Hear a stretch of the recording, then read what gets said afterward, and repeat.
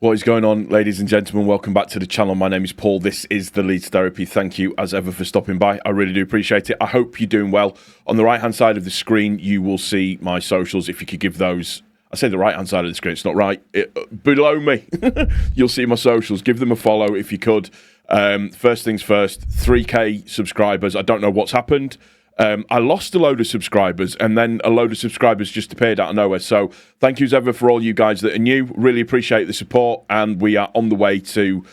I'm going to make it big. The next big thing for me is 5K. That's what I'm looking for. So, yeah, pleased with the 3,000. It's just great. Thank you for the support. I genuinely do appreciate it. So, a bit later than what I normally would do, because I was out yesterday, and I did kind of like a little stop video, if you like, because... of being out with my niece with tennis, but a little bit more now, a longer kind of chat with regards to the game yesterday against Bournemouth and us finishing 2-2. I said in my preview of the game that I would bite your hand off for a draw now. It's a team that's currently sitting 5th in the league on 11 points, technically joint 3rd. And that I would be happy with that, but I'm disappointed that we switched off in the final minutes of a game that we should have seen out. And I was talking to Jer about this today, Jer from the Leeds View, and saying that this is the funny thing now, because I think Jer was quite annoyed at us throwing it away, and quite rightly so. We're actually now at a stage where we're getting annoyed because we haven't seen out a game against a team that is currently joint 3rd and taken all 3 points when we should have taken all 3 points. And you can call this copium if you want. You can call it whatever you want to call it. But for me, I think that that's an indictment of us growing into the Premier League and us showing on the pitch that we're getting better and better every single day when we play, and the expectation for us as fans, because of what the eye test shows us, is that we should be winning those games. We should have won yesterday. But again, you take the point on the board. It's another point towards safety. We're doing fantastically well so far in the league. We're sitting 11th. You know, we've won 2, drawn 2, lost 2. That's a really, really good start. Out of the first 6 games, we've got 8 points, so that's above the 1 point per game where we need to be. So at this moment in time, we're tracking okay. And I think that it's important to remember that sometimes. When you look at it in terms of pecking order, where we are in the Premier League and where Bournemouth are as an established Premier League side, regardless of their size or whatever you think about them, they have a very, very good team. They're very, very well coached, and they've got very, very good players. And we more than matched them yesterday. More than matched them. And yes, I know the Arsenal game was a freak, but every other single game that we've played, we haven't been played off the park. We haven't been made to look like we don't belong. We haven't been made to look like we're just here to make up the numbers. And I want to share with you a little statistic. Let me just see if I can find it and put it onto the screen. And it is the promoted clubs' combined points through the first 6 matches. So when you look at Sheffield United, Burnley and Luton, 23-24, they had 6 points. When you look at Leicester, Southampton and Ipswich, they had 8 points. So that was the season before. If you look at the 3 promoted teams this season, we're on 23 points. Already, we're doing better than what the last 2 teams, the last 6 teams that have came up combined have done. And that's a good sign so far. You have to be happy with that. You have to be pleased with that so far. So, I just wanted to make that point before we start going into the actual game itself. So, the game itself. Now, I didn't get to see the game live. I've had to watch highlights and bits and pieces and stuff like that. But for me, Calvert-Lewin should have had at least 2 goals. But what I will say about Calvert-Lewin is that his, his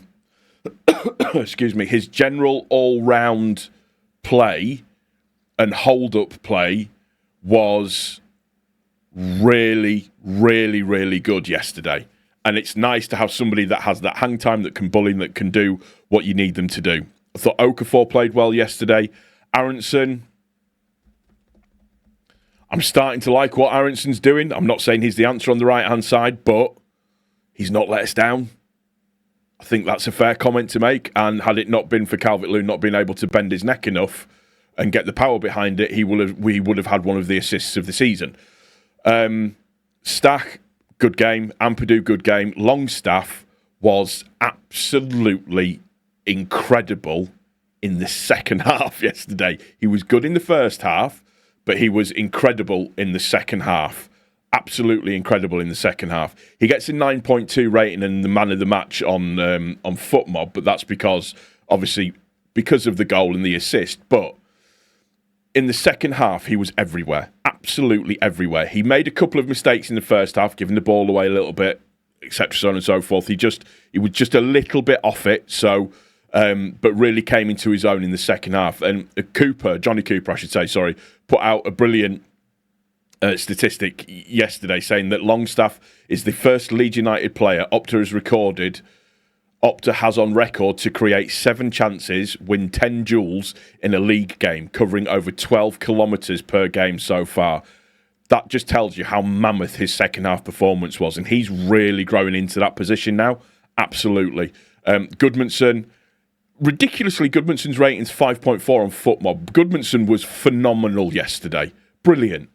He is the answer at left-back that we've been looking for at ages. He can defend and he can attack, and his involvement in the second goal was stunning. Absolutely stunning. Struijk was fine.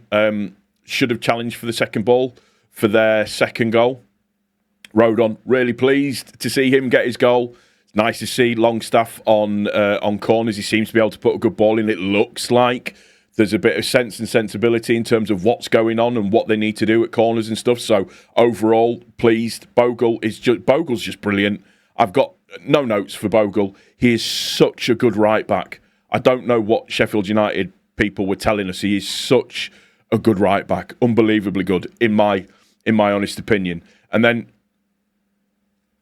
for me, Bournemouth's first goal was a bit weird. We had the draft excluder person in, but he kind of arced his back and it wasn't quite right. And Semenyo, who was the guy that I said would be the one that we would need to watch, he just rockets it into the bottom corner. Our headed corner, their keeper should have done better on, but it is what it is. Longstaff's goal was absolutely brilliant as well, by the way. Hits it with the outside of his foot from the edge of the area, hits the right-hand stanchion and curves into the goal. Brilliant finish. I'm pleased for him as well, because I think his performances over the last few games have absolutely deserved that. And we were looking solid and good. And you've got to bear in mind here that, you know, where Bournemouth are, what they've done so far for the start of the game, we held them particularly well. We managed to do this kind of mid-low block thing that was working quite well. Now, my issue is that, and it's something that Jer mentioned as well, is for that kind of final 20 minutes, we kind of sit back a little bit too much and invited the pressure on a little bit too much. For me, I don't know if it's the players that are initiating it or if it's Farke that's initiating it, but something needs to change. I tend to lean towards at the moment, because Farke's mentioned it twice now, that he doesn't like us sitting that deep at the back end of the game. But it is his job to coach out of us. I do think that we should be not sitting as deep as what we are doing in those situations. We should be able to do better than what we have done so far in those positions, because, you know, we see what happens. The Tanaka substitution made no sense to me, particularly in a game that was that hard and fast. I think it may have made more sense to bring Biol on, but it is what it is. I thought Harrison was fine when he came on as well. But for their equalising goal in the 93rd minute, it's gutting. Struijk should have done better with challenging for the second ball. Somebody should have followed him back, all of that kind of stuff. But these are the margins that you work for in the Premier League. It's what happens. You know, on another day, Calvert-Lewin's got a hat-trick inside the first 30 minutes. You know, Bournemouth controlled the ball very, very well in the first half. But we had the better chances and we were a goal behind. And that's, you know, something to look forward. That's something to be happy about. And like I said, it's strange that we're in this position now where we feel like we're disappointed for not winning against a team who are currently joint third in the league, which for me is a real positive, and you can call it copium, whatever you like, but for me that's a positive to take because we belong. We look like we belong. Nobody, bar the Arsenal result, but that was, the lineup for Arsenal was wrong. Bar the Arsenal result, nobody's bullied us, nobody's played us off the park. We've managed to not drag teams down to our level, but we've managed to get teams to play the way that we want to play, and it's worked well for us. The goals have started coming, so that's 5 goals in 2 games now, so we were all worried where the goals were going to come from. But yeah, 2 set-piece goals conceded is a little worrying. Something needs doing about that. But like I said, it's another point on the board. We are now on 8 points. We've now got the Tottenham game to come, who aren't in the best of form at this moment in time. And I'll be completely honest, I fancy us against anybody at Ellen Road, particularly with that crowd behind you as well. So overall, happy with the point. It's a kick in the nuts that we didn't manage to take all 3, but that's the fine margins that you play with in the Premier League. And we move on to the next game.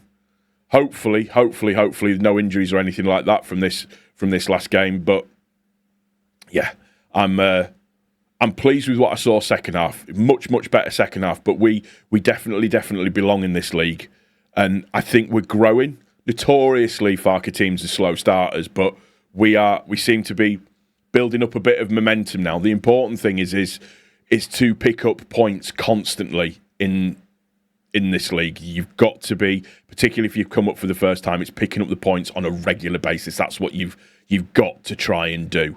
And special shout out to Tyler Adams, who tried to crumple stack. Ampadu was straight in there, and then he got flattened later on in the second half. And it amazes me that a lot of people seem to forget that Adams threatened to sue the club if they didn't release him. So as far as I can care, he can take a long walk off a short pier for all I'm bothered about. That's going to do it for this one. Apologies that it's a little bit later than normal, but I wanted to just sit down. I've got raging toothache as well, so I'm on copious amounts of painkillers at this moment in time. Can't feel the left-hand side of my face. That's going to do it for this one. Please like the video, turn your notifications on, comment in the comment section down below. Take care of each other. Most importantly, take care of yourself. I'll see you on the next one, guys. And again, thank you for 3K. I am mega chuffed at that one. Cheers.